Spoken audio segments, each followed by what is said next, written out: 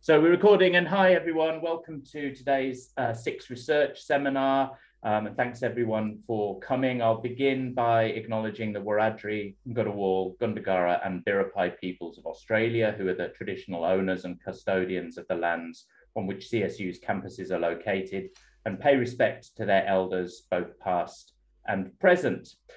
So this is our SICS research seminar, hosted on behalf of the school's research committee. The session is being recorded. It is helpful for us to keep a record of who's attending. So if you want to type a quick intro into the chat and just tell us who you are and where you're from, that would be really helpful for us. The format is a presentation, normally of around 40 minutes or so. So we leave plenty of time for questions, and feel free to put any questions you might have into the chat and we can collate those. I'll collate those as we go, or our presenters, if they spot them, might address them as they see them. Today's seminar is titled The Greening Libraries Report. Well, actually, it's titled Green is the Way to Go, Sustainability Practices for Your Library. And our presenters are Jane Garner and Kasey Garrison from the School of Information and Communication Studies, and Sabine Wardle from the School of Social Work and Arts. And so with no further ado, I'll pass over to Jane, Kasey and Sabine. Okay, I'm going to start off. So thank you very much for coming. This is a presentation that we'll be giving next week at the ALIA conference. So this is a bit of a dress rehearsal for us. So thank you for enduring any mistakes we make. So this is a report of a project that we were funded to do by ALIA. ALIA was looking to invest some money into sustainability research that would be able to be used by other libraries to help build their own sustainable practices and sustainable activities. So they were after a literature review and a like a toolkit or a list of suggestions and recommendations that libraries could use to help with their own sustainability efforts. And we provided them with that report, and the literature review was inside that report. And I believe that report went up online yesterday, so they're launching that report today, and it went up yesterday. I talked to Yazdan's class last night about this project as well, and one of the very keen students there said, "Oh yeah, that report came up this afternoon. I found it when I was doing some research for this presentation." So it's now available up there, so we'll might point you to that if you're interested. Now, moving on. So the background of the project was that they wanted us to investigate what Australian and international libraries were doing with sustainability issues and measures to then pass them on as examples of what could be done. We put in a bid for the grant, and at the time we said what we would do is go around to all these different libraries, because we've got Sabine is in Wagga, I'm in Melbourne, Kasey's in Sydney, and we also had Karen Bell, who works from Wagga as well, and we have a research assistant, Sarah Redshaw. But we were all going to go around and visit these libraries that were doing great stuff and take photographs and talk to the people who were doing this work. And of course, none of that happened because COVID went into another lockdown, and we ended up not being able to do any of that face-to-face work, and we also weren't able to get ethics in time to meet the deadlines that ALIA had in as part of the agreement. So what we were then restricted to doing was to use just what was available on their public websites. So that did change the way we did the research, and it forced us into 6 particular case studies that we may not have chosen otherwise, but they all have things to offer. And we went for a mix of different case studies. So we've got some academic libraries, or an academic library, we've got some public libraries, a national library, and an American library. So we'll have a quick look at each of those in the presentation. This was all guided by the Sustainable Development Goals from the United Nations, which was part of the brief that ALIA wanted, was us to address what libraries can do to contribute to the Sustainable Development Goals. And we thought libraries can do a lot for almost every Sustainable Development Goal, but these 6 in particular we felt were useful, where libraries could play a significant role in meeting these 6 the guidelines here. So now I'll pass on to Kasey, and she'll talk to you a little bit about which of the case studies we came up with. Thanks, Jane. Yeah, in reference to the UN SDGs as well, Alia has a great document kind of talking about each of those and how libraries can work towards those too. So that's really great.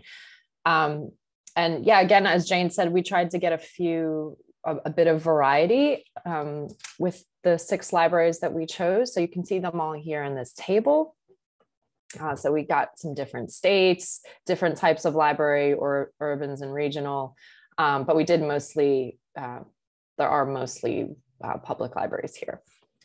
So then, as Jane also noted, we try to focus more on notable practices that each of those libraries are doing, and just really centering in on one thing that they're doing really well. Lots of them were doing lots of different things, but again, we were really limited by not being able to go to the libraries.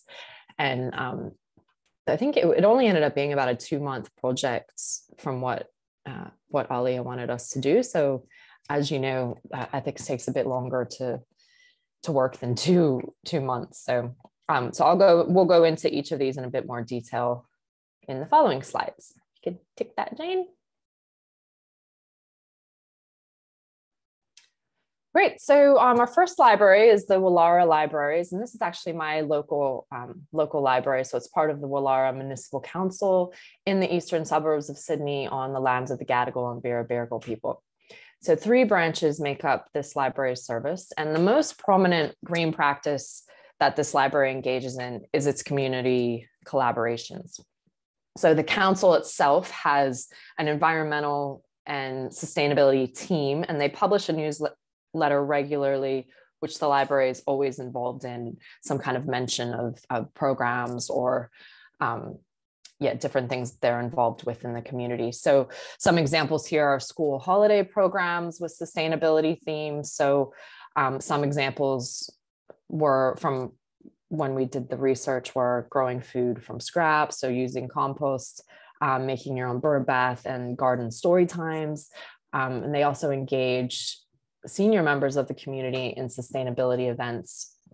For example, they had one with a focus on gardens, where they had a group of seniors touring local parks, and the library brought their library Spark van with a collection of relevant books. They also have reading lists, digital apps, and they also brought their mobile 3D printer to that.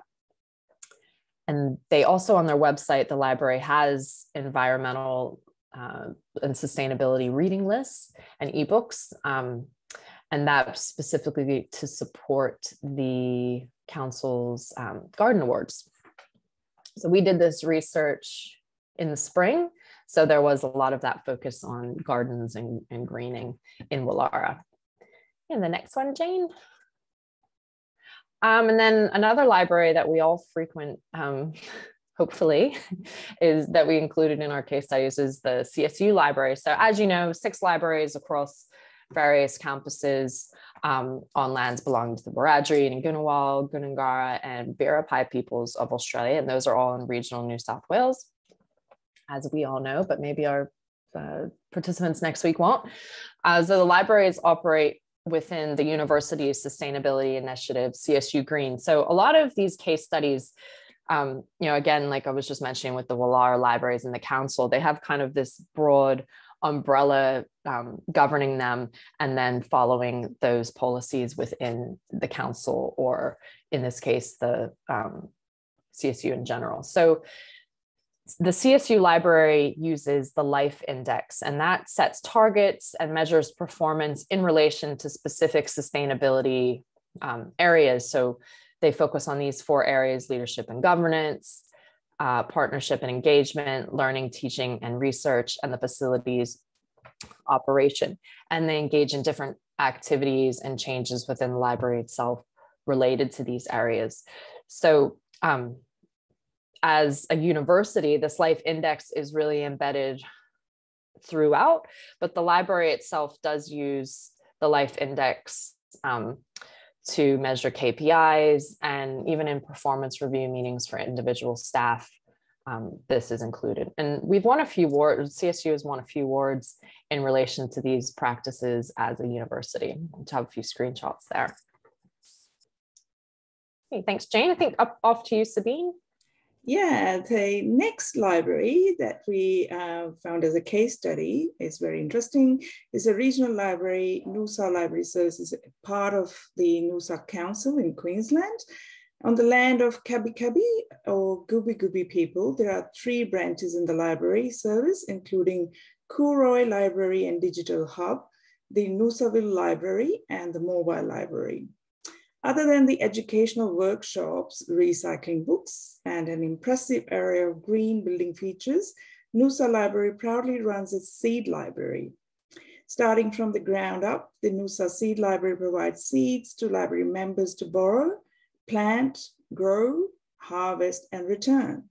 While enjoying produce from the plants, members are also encouraged to complete the cycle by harvesting seeds from the plants to return to the library service.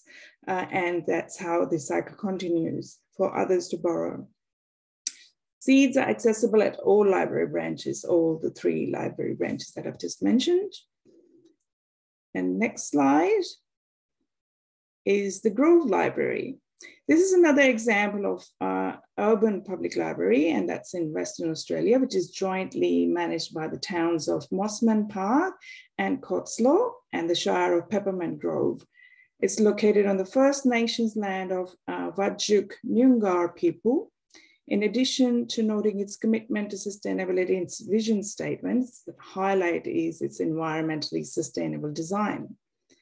It was one of the first public buildings in Australia to incorporate a wide range of environmentally sustainable initiatives, which includes responsible demolition of existing buildings that borrowed 80% of demolition materials to be salvaged.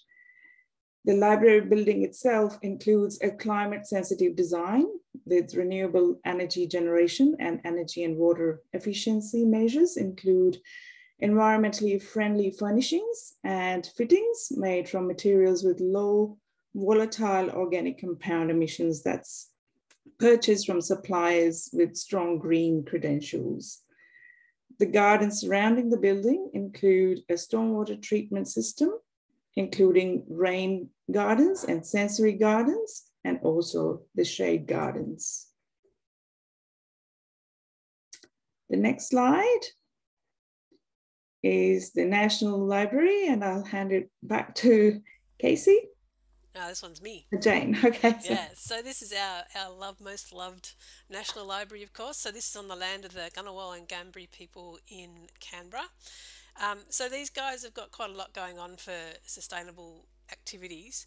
They've actually employed somebody they call the Environmental Management Coordinator, and they've got this environmental management system which runs across all of their operations and all of their systems, and it is all just there to make sure that everything is done as sustainably as possible. They have sustainable development principles through all of their staff development and all of their procurement and all of their maintenance work that goes on in the building as well. They make sure that they track the library's environmental performance and report on it, and they are responsible for things like training all staff and making sure that even contractors that come into the building to do work in the building or to do short-term work are also trained in environmental and sustainability processes and procedures, and they have an environmental action plan which involves all of these activities. They've also won some awards. They have a comprehensive recycling system which gave them the ACT Smart Office Recycling Program Award, and they have also received a Sustainability Award for being the biggest recycler in the ACT. So that's our National Library. And then the final library that we looked at was this one, which is actually in New York. This was the Longwood Public Library. This is an interesting one in that they have this fantastic new building where they've built sustainability processes into everything that they've got there. So even like the furniture and the glass, and it does really clever things like when the sun shines on the glass, the glass starts to become shaded glass, so they don't have to use the air conditioning as much to keep the building cool or to warm it up. So there's all sorts of principles taken through there. The other thing that these guys have done is that they've got themselves certified as a sustainable library, and this is a process that runs through this Sustainable Libraries initiative, and this is something that all libraries can apply for, like an accreditation as being a sustainable library. And they have a whole bunch of like checklists and things that a library has to comply with to get that accreditation. And they also have a whole lot of really good stuff on their website. It's like really nice how-to guides and cheat sheets and suggestions on how libraries can be more sustainable and more environmentally sensitive in their buildings and their activities and in staff training and things like that. So it's a really nice accreditation process that libraries can put themselves through. And now I'll hand back to Kasey. Great, thanks for that, Jane. Yep, so those are the 6 libraries that we looked at. And so as a result of the case studies and the literature review, we've come up with a few recommendations in the report and divided into 3 themes. So our first theme was partnerships. That was a recurring theme throughout, and that goes from partnerships at the local community level. So for example, like the Wallarah Council is collaborating with other green groups within the council, and then going into wider collaborations at a more global level. So for example, some libraries in our lit review were involved in the Environmental and Sustainable Libraries section of IFLA, which is the International Federation of Library Associations. So they're able to get more support from those wider groups.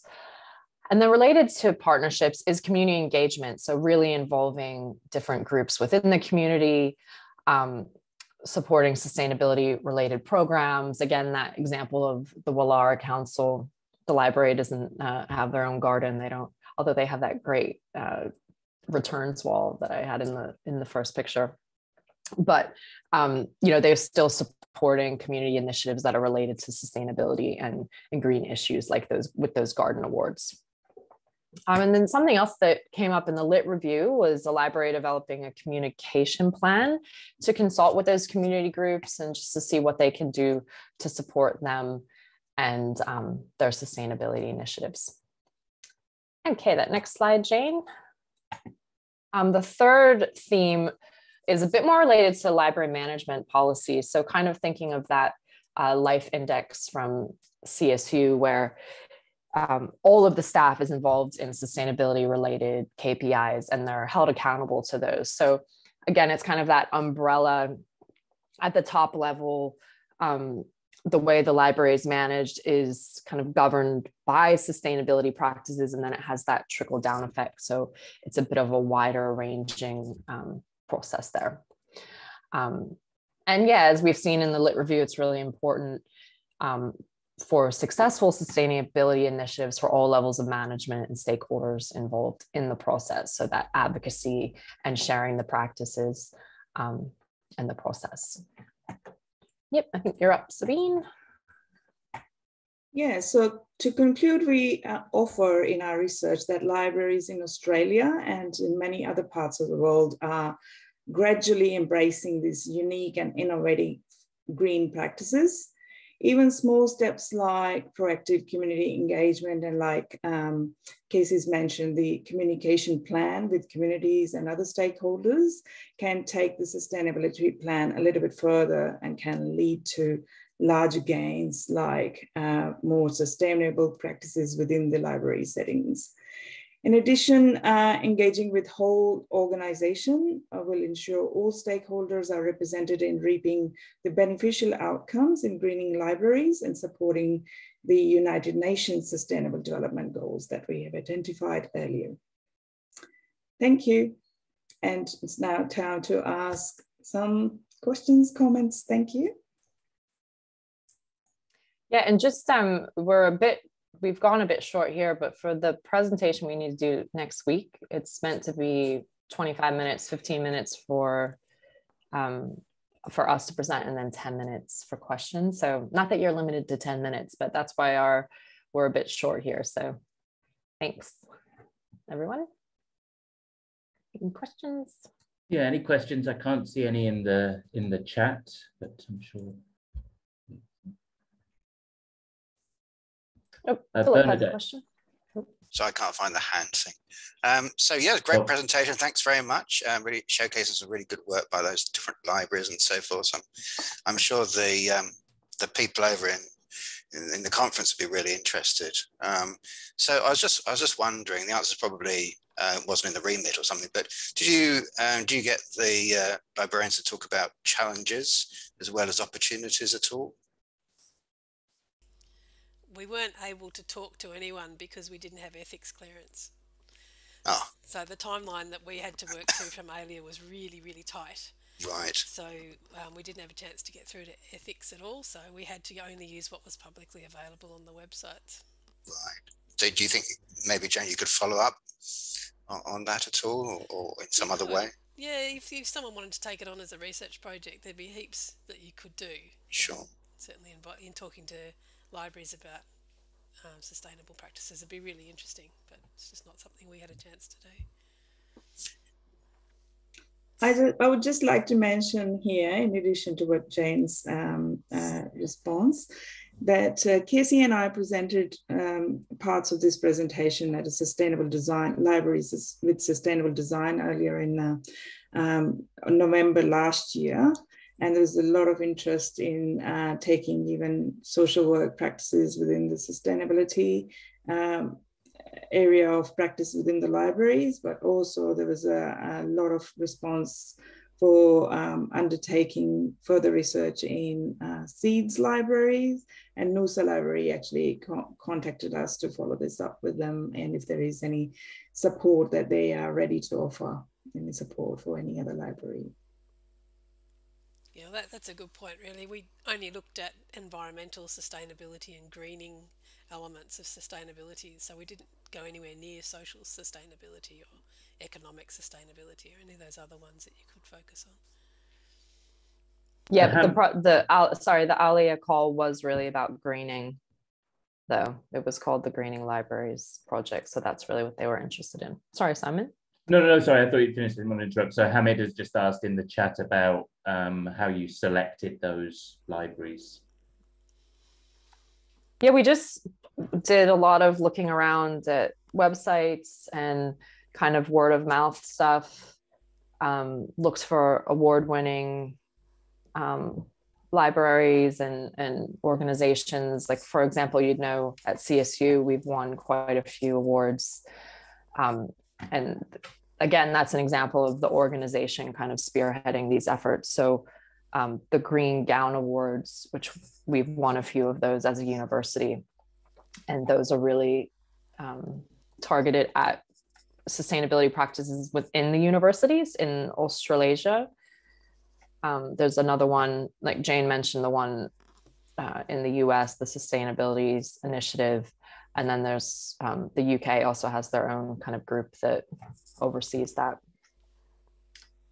And sorry, Bernadette, you also had a question. It's probably going to be similar to Philip's. I just wanted to also say, well, first of all, congratulations on the project and lovely presentation too. I think it's going to work really well, the three of you, the way when you present it next week. But also well done you for doing this project, you know, and having to change in light of COVID and, you know, just everything that went on. And they're lovely case studies. And as someone who's in social work, I think we've talked about this in our groups because, yeah, I was interested in Philip's point about if you came across, even in the documents or anything that you looked at public available information, because when you think of greening, you don't automatically think of libraries, you know, in our communities. But I think your research is sort of showing how libraries are changing so much and becoming so central to civic life and, you know, in local communities, particularly public libraries. But what are the challenges? Particularly with engaging with community stakeholders and getting them on site, or even counsellors for where they're a public library. Like I know here in Wagga, we have some very environmentally friendly counsellors, but we also have some very conservative councillors who don't like greening initiatives as well. So maybe you didn't get a chance to come across any of that kind of information, but I'm curious if you have at all.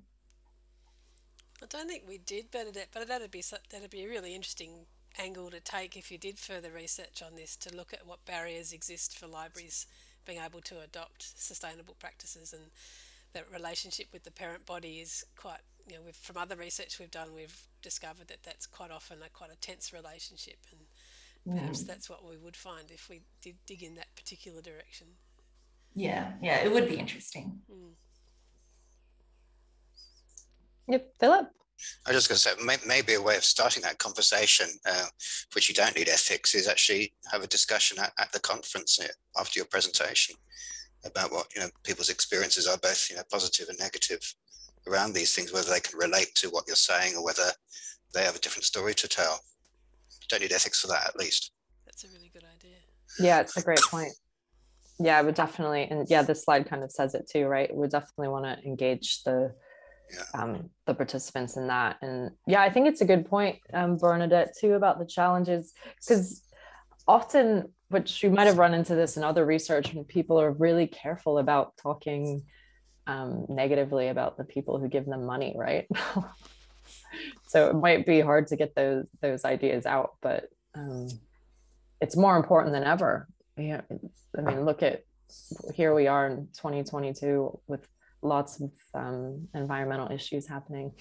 So it's very key. Yeah, just in addition to that, Bernadette, we also found that the organizational structure, how libraries are functioning within the structure under the councils. And many times we heard that word of mouth that libraries are doing some activities in sustainability kind of practices, but it's not shared on the website. So that's another barrier that we hit. We were limited in contacting and interviewing because we didn't have time for ethics approval or due to COVID, but we got this informal information that there are certain libraries which are undertaking certain practices, which is great, but that's not shared on the website. So we couldn't record it. So that could be a really good recommendation, that people do share what they're doing so that they can be examples for others and learn from it.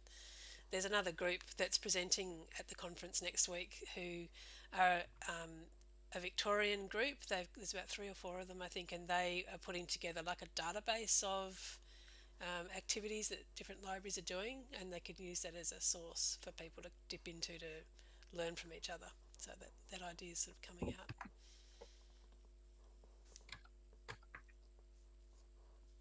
Okay.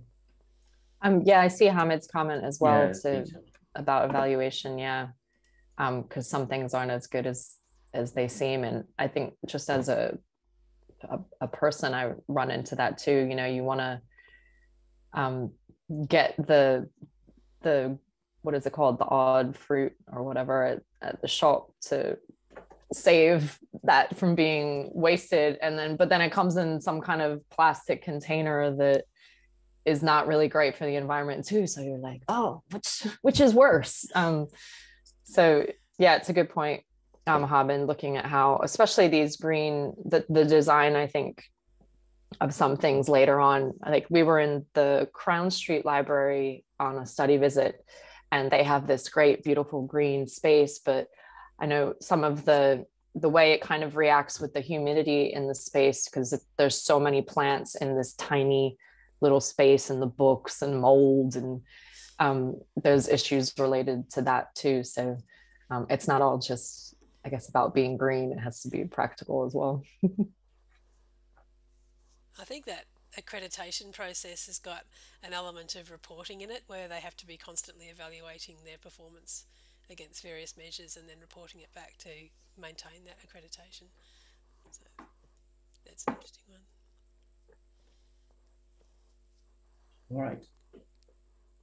Any final questions, or should we get half an hour back into our days? Oh, Simon, don't tease us with time.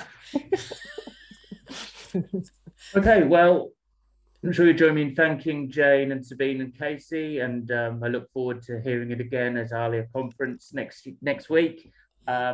So yeah, thanks to our participants, and I'm just trying to check when our next seminar is, but I can't bring up the Google Sheet at the moment. So oh, it's me in a few weeks, right? About authors' perceptions of how their work is cited. So yes, I better do some actual data analysis for that. All right, so thanks everyone, and see you next time. Thanks everyone. Thanks for your feedback and for coming. Thank you. Have a great day. Bye.